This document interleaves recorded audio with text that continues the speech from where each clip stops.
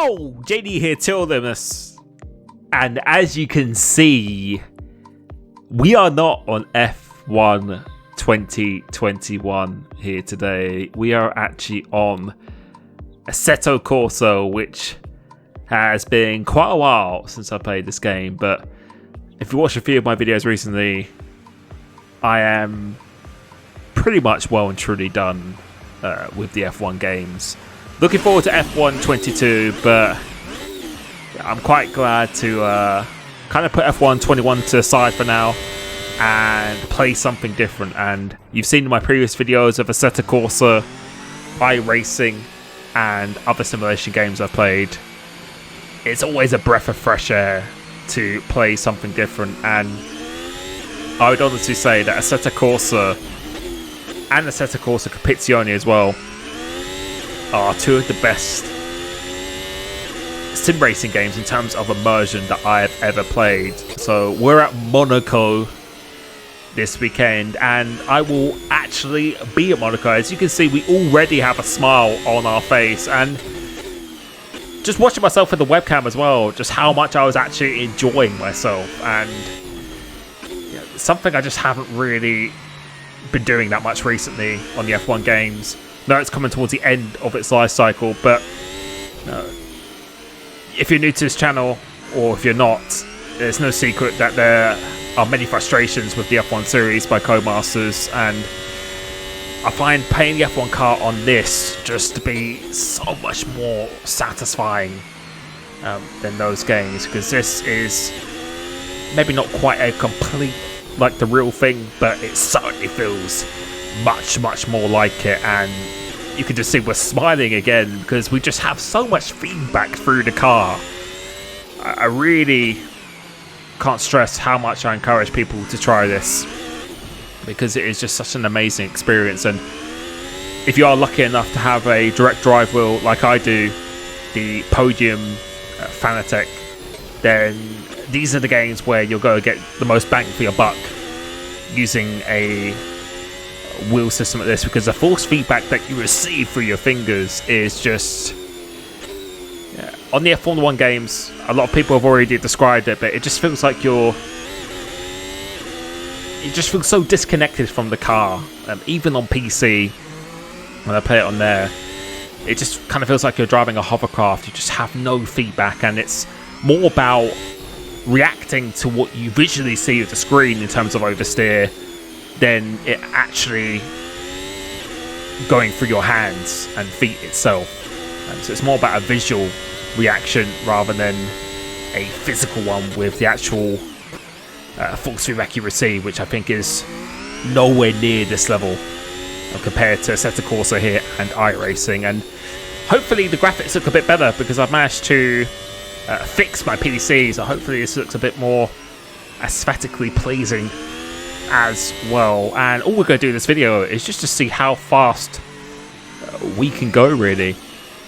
And I'm not using a setup here. I think I'm not even using any ERS at all. I'm just pretty much just doing it completely default with no battery power, and see how fast we can go. And you can see by the title of this video as well the reason why you should be using Cockpit cam. So we decided to use the traditional TV pod, which pretty much almost every competitive player does on the F1 series. And the reason why is because you can just see so much more of the track. And I really do wish esports would actually enforce this Cockpit cam, because then it would force everyone else to be using it as well. And not because it's faster necessarily, but it's just a spatial awareness. You can just see so much more. There's so much more risk when you're using a Cockpit cam, which you will see a little bit later in this video as we try it. But you can see here now we're just getting used to the track itself, and yeah, again, I just can't put into words just how nice it feels to play this game. It actually feels like I'm driving a real Formula 1 car. And again, if you've never played Assetto Corsa, you can see again we're just smiling even if we're making mistakes. That's just it's not even frustrating, because this is such a finesse you have to do. You have to be so precise, and you can see at the wheel I have I'm just feeling every single bump. I just feel completely connected to the car itself. And yeah, I really wish the Formula 1 games would adopt this level of feedback in the future, because it just really adds to the immersive experience. And also I think it will produce a bit more of a skill gap as well, potentially. But yeah, I'd really like to see F1 Esports enforce the cockpit cam, because the sense of speed you get in the cockpit cam is just second to none. Whereas when you're outside the car here, everything is just really slowed down, so you can see a lot more of the track. There's a lot more room for error, effectively, and yeah, everything is just very much slowed down. It's the best way I can describe it. So you see, going through here, we're making good progress lap by lap. We're 1.2 seconds up on this lap alone, managing to hook the penultimate corner. This last corner is quite easy to see when you are outside the car, and coming across the line, it's going to be a 17.2, as now we're going deep. And yeah, you can just see we're just having such a good time playing this itself. But now we're actually going to get to the real thing. We're actually going to switch to the cockpit now and see what kind of pace we can do and how different it feels when you are inside the car itself. So now coming out of this pit lane, it's going to be a very awkward exit here. And yeah, let's see what happens. And straight away, the first thing that just hit me here is just, obviously visually, it's a lot harder to see the track, but the sense of speed is just so much more where you're in the cockpit. So we're going to try our first proper lap here, and you can see going through that last corner, it's pretty much almost a guess of where to actually turn in. So let's see what we can do. 17.2 I think was the time we did before outside the car, and coming out of turn 1, just a little bit down, and probably understandably most likely we should be a bit slower. Had a little bit of a game freeze there, which is quite annoying. Turning it in, get as close as you dare to the barrier, and everything just feels like it's going twice the speed, and the video doesn't really do it justice. When you're actually driving yourself, it is just, it's quite a scary experience. And my respect for F1 drivers just got up so much more. No, I'm not even having any fear factor driving this. If you're doing the real thing this weekend, going at these kind of speeds with this amount of precision so close to the walls, it's just absolutely mind-boggling. And you can see so far we're about, I'd say, almost half a second down on what we did. So we're doing some purple mini sectors, so some parts of the track are good. Going through into here, this is where you don't want to be crashing on the weekend. And coming through into here, we're going a little bit wide, so you can see again, go through this last corner, can't even see the wall. It is just very difficult to see. And coming across the line, it is a 17.8, so not quite as bad as I thought. Let's see what we could do here. Trying to get a good exit this time, and a little bit of a bare exit, but still down. But yeah, you can just see all the bumps. We're absorbing that through the wheel as well, and it just feels incredible.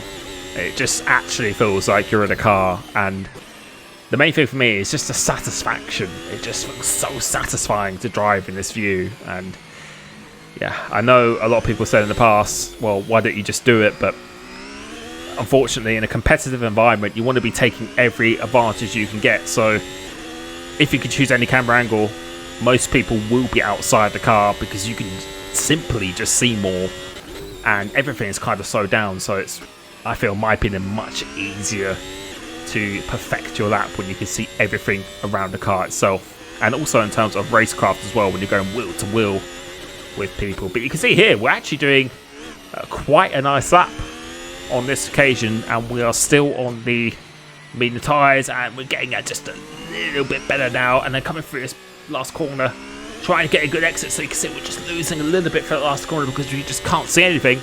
And going across the line, it's a 17.2 or 3, so actually not too bad. But then we do exactly the same thing as we did the first time, and you can see again, we are just, it's just so refreshing for me to just play something different. And I think in the future of this channel as well, F1 games will probably be the main thing I do compete on, but I would very much really like to get into other games competitively as well, because I think it actually helps when you go from one game to another. You're just having to develop a new muscle memory, and then when you come back to another game, it kind of resets your driving style for that. And I feel sometimes actually helps you find something different in your driving to help improve your potential much more. But you can see here, over 3 tenths up now, so we're really getting to grips with the track, turning in earlier than you think, unwinding that steel wheel as you go on the power, go through this tunnel with all the lights on here. And yeah, whoever the marshals are in that tunnel, they are getting a pretty incredible experience as we get a corner cut there. So we are going to slow down on this lap. So we're going to start another one here, and we've decided to actually put it up into the hot lap ERS mode now. So we're going to see how fast we can actually go, and you can already see we almost gained a 10th through there. So on the exit of this turn 1, look at the delta on the top right hand side. You can just see with that ERS mode activated just how fast we actually are. And we're already 3 tenths up as we get another game freeze, which is something a little bit annoying seems to happen for some reason. Now cove down through into here, take a lot of speed through here, so about 6 tenths up, go through probably the tightest corner on the F1 calendar, probably one of the only corners you actually use first gear on, turning earlier than you think once again, managing to do that quite well. And on the exit you see by the delta on the top right, gaining a ton of speed in a straight line with the battery mode that we're in. Really tricky braking, so you've got a nice big nasty bump as you come down through into here. Now going into the swimming pool section, closest you dare to each one of these walls, turning early than you think, straight line, this curve here, and making a bit of contact. Luckily damage is turned off, and going through into probably the trickiest corner on the track as well. Now going to a completely blind final turn, manages to do that not too badly, and go across line. What is this going to be? It is going to be a 15.9, which you can see by a sigh of relief there, wasn't too bad at all. But now we've decided to actually go on the soft tyre, so let's see how much faster we will go here. And you can see already about a 10th up on our previous lap. And going through this section, you just have to get so close to the wall. And the circuit, a lot of people say that it's pretty much too slow, or the cars are too fast. Might be a bit different this year, since the cars are definitely at a lower speed, have a lot more understeer, and they're easier to follow as well. So I'm really hoping that we're going to have a bit better racing at Monaco. Qualifying is always great to see, but I really hope the race will be good. So please let me know your predictions. And yeah, I actually will be here this weekend as well, so I will be doing a few videos from that experience as co-founder here. We're doing this quite nicely. You can see over 1.2 seconds up on this lap, getting a bit of a lock-up go through into here. So easy to lock the rears, go through here, and this one is just an absolute nightmare to turn in that last corner. And going across the line, it's going to be a 14.5. But I don't think we were done there just yet, as now we're actually switched back to the outside of the car, and we're going to see how much faster we can go, since we can see more of the track. 14.5 was the time to beat, and immediately after turn 1 we get a much better exit. And you could just, I think you could just visually see as well, everything just seems to be much more slowed down. And again, you can just see pretty much every inch of the wheel. It's just so much easier to be precise. And coming through into here, we're almost 2 tenths up, really doing that actually quite nicely. Going a bit wide through this hairpin, but still getting some good speed. And we actually lost a bit of time through this section. And so far, we are actually a little bit down, but I think that was on our previous lap that we'd done before this. Now coming out of the tunnel, coming through to here, how do we do through here? And taking a lot of curb on that inside. Quite a bit of time to find through this last sector. You can see using every inch of the track, actually kissing the wall slightly and going through it. We miss it on the entry, hit it a little bit on the exit, something you definitely don't want to be doing. But this time, this is the place where seeing outside the car really does help. And coming across the line, it's going to be almost a second faster. I have no doubt in time that you could definitely be as fast. But in terms of the spatial awareness, it's something that's much, much harder in the cockpit. But as I said by this video, I really, really hope that F1 esports and, well, not other competitions, but really many F1 esports do enforce this. And I think if you're driving around Monaco, there really is no other camera angle than cockpit to experience, because otherwise you're not getting the full experience of this circuit. So I really hope you enjoyed this video. Make sure you check out Bybit, the link in the description, if you want to win a chance to win F1 22 Championship Edition. Thank you so much for the support, and I'll be catching you very, very soon. Peace.